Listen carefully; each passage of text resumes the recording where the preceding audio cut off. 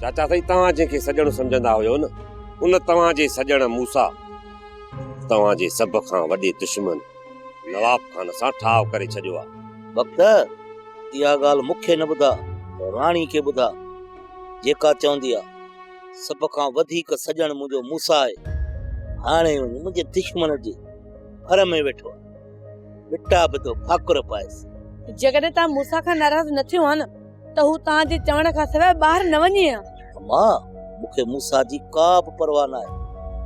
सॼण सां मिले या दुश्मन सां, मूं ते कहिड़ो फ़र्क़ु थो पए। चाचा साईं नवाब खान सां ठाह करण खां पोइ मूसा असां लाइ ख़तरनाक साबित थी सघे थो।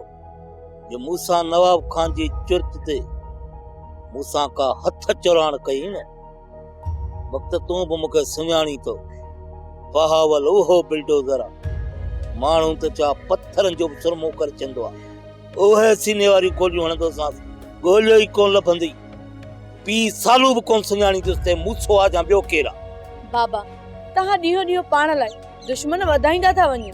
दुश्मन हिकु हुजे या 100, मूंखे कंहिंजी बि परवाह न आहे। मूंखे डपु आहे त उन सोणे रब जो जंहिं मूंखे साह ॾिनो आहे। ही भोला बांदर मूंखे छा कंदा? मूंखे ख़बर आहे बाबा त तूं दुश्मन जे अॻियां झुकण वारो नहीं, पर जेके सॼण आहिनि उन्हनि खे त पंहिंजो दुश्मन बणाइण जी कोशिश न कर न। जेके सॼण आहिनि न उहे चाचा सां गॾु आहिनि, पोइ दुश्मन खे गॾाइण जी कहिड़ी ज़रूरत आहे? तूं नथो चाहीं त मीर ऐं मूसा खे हिकु करे बाबा सां उन जो ठाह कराई। बस अमा बस, केतिरा चकर तोखे चयो आहे त मुंहिंजे घर में मीर ऐं मूसा जो नालो न वठ। हाणे तो वतो न त मजबूरन मूंखे तुंहिंजे मथां सख्ती करणी पवंदी।